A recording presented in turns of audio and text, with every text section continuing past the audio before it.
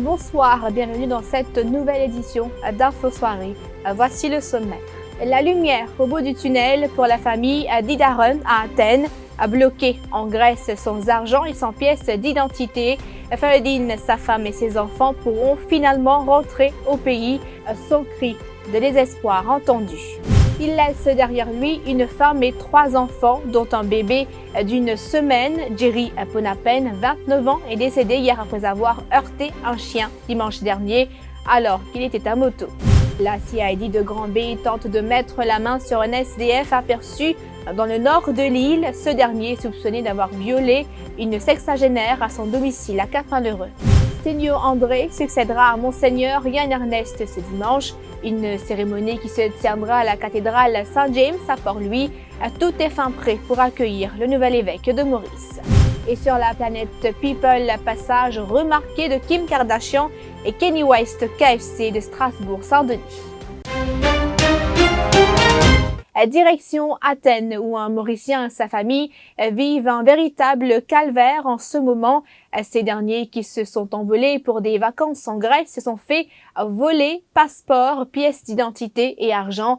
Ce père de famille, sa femme et ses 3 fils ont été détroussés. Le voleur se sont emparés d'un sac qui contenait les passeports et une somme d'environ 100 000 roupies. Sur Facebook, ce Mauricien raconte son calvaire, mais aussi que les procédures pour le retour à Maurice ont été enclenchées. Bon, il y a information qui m'a reçu en contact avec l'ambassade à Bruxelles et je me demande des steps pour follow. On a besoin de photo passeport pour la famille en entier. Récemment ça pour DHL à Bruxelles et là-bas maintenant pour faire un travel document et laisser passer comme si pour moi aussi aller. Et nous pas faire qu'à faire libre aussi. Nous passons l'argent pour aller tirer photo, pour aller DHL pour avouer ça. Et finalement, pour la famille, nous réussit vraiment l'argent, nous réussit trouver un moyen. Et on cause avec le manager l'hôtel ici. Et j'ai dit que faire ma famille envoyer l'argent sur son nom et avec moi pour nous retirer l'argent. C'est ça qui nous réussit faire. Et c'est vraiment difficile parce que après ça qui est arrivé, moi avec connaissance pour faire quelqu'un confiance, pas faire confiance, mais finalement il réussit ok. Et voilà, je finis recevoir une photo là d'ici les mardi 9h et mercredi apparemment pour gagner un travail document là pour moi aussi aller. Jerry Ponapen, 29 ans, est mort hier soir, soit 6 jours après un accident de la route. Cet habitant de Taillac était à moto lorsqu'il a percuté un chien à Rivière-des-Anguilles dimanche dernier. Il avait été admis à l'unité des soins intensifs de l'hôpital de Rosebel et a succombé à ses blessures hier soir. La victime laisse derrière elle une femme de 25 ans et 3 enfants en bas âge, dont un bébé d'une semaine. La CID de Granby est à la recherche d'un SDF aperçu dans le nord de l'île à 2h ce matin. L'homme se serait introduit chez une femme de 69 ans qui habite seule une villa à Cap-Malheureux. Les caméras CCTV de cette localité seront visionnées par la police afin de retracer le suspect. Nous apprenons que c'est un vol qui aurait mal tourné. Le SDF a pénétré dans cette maison pour la cambrioler. Il aurait été aperçu par la propriétaire. L'agresseur se serait emparé d'un sabre et d'un couteau avec lesquels il aurait menacé la victime avant de la violer. Mais fort heureusement, la vieille dame a pu s'enfuir et a alerté ses voisins. Entre-temps, le présumé violeur a pris la fuite. La police a été mandée sur les lieux. Nous nous retrouvons après cette page pub.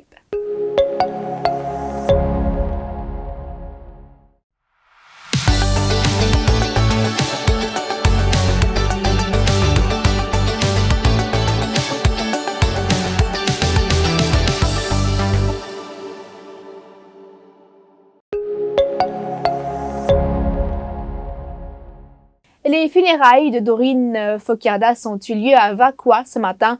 Ils étaient nombreux à rendre un dernier hommage à cette mère de famille. Le ministre des Affaires étrangères Nando Boda et la députée rouge Stéphanie Anquetil ont tenu à faire le déplacement. Rappelons que Dorine Focardas, à 49 ans, a été mortellement poignardée jeudi soir. Le présumé meurtrier n'est nul autre que son époux, Jean-Marc Focardas, 57 ans.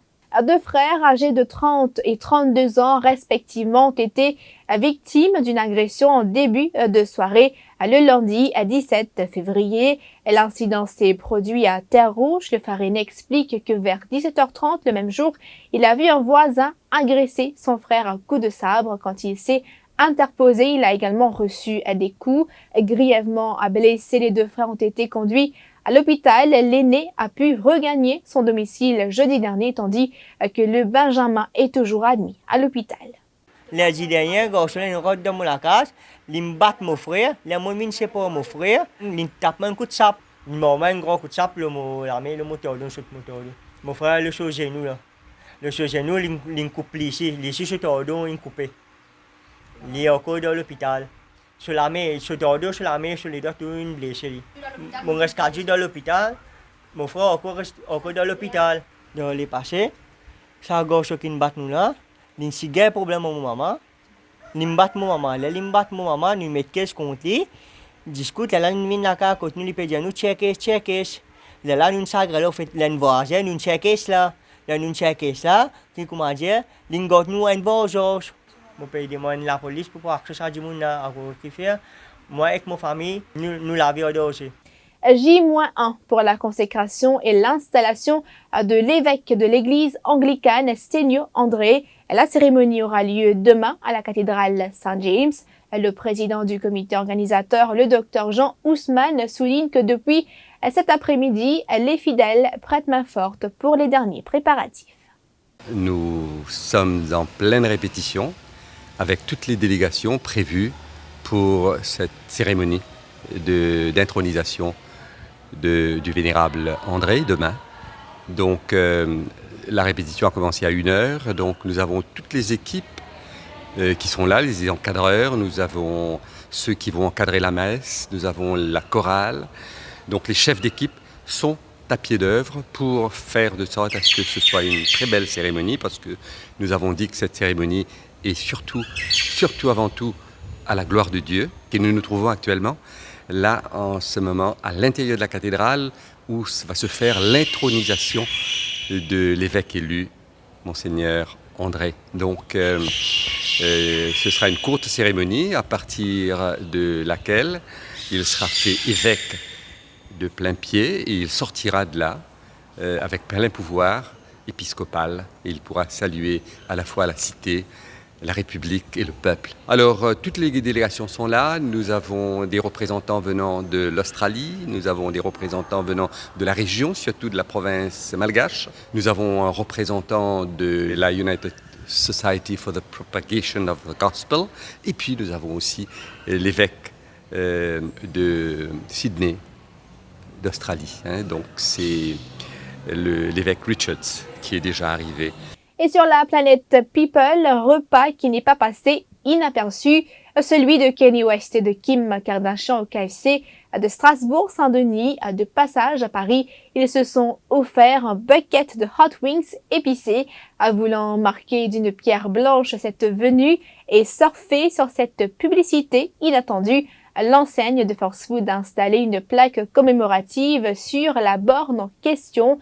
Kim Kardashian et Kanye West ont commandé sur cette borne, est-il inscrit sur la plaque avec la date du 19 février 2020. Fin de cette édition. Merci d'avoir été des nôtres. Rendez-vous demain pour une prochaine édition d'Info Soirée. L'info en continu sur le www.defimedia.info.